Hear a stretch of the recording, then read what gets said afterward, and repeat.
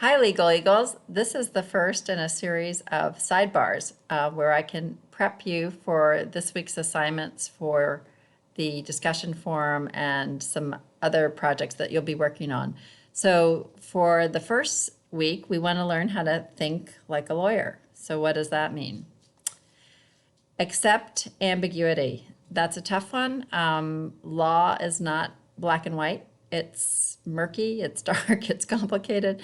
So that's something that you will need to push your comfort zone and learn how to deal with that new normal.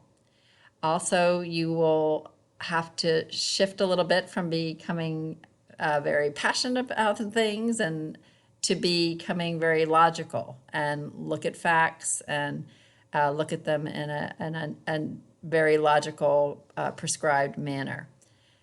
Arguing both sides. Lawyers have to understand their client's position and then think about what the arguments and whatnot would be on the other side. So that is also somewhat uncomfortable and can be troublesome for people. But again, this will you'll get you to work on your mental gymnastics and help your critical thinking skills. Question everything. Let your inner child out. Lawyers ask lots and lots and lots of questions. Why this? Why that? Why that law? How does it apply? How does it work? So again, if you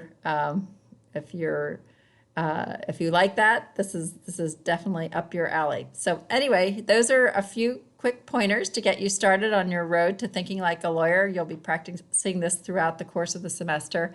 And I will see you next week for some more tips and legal sidebars.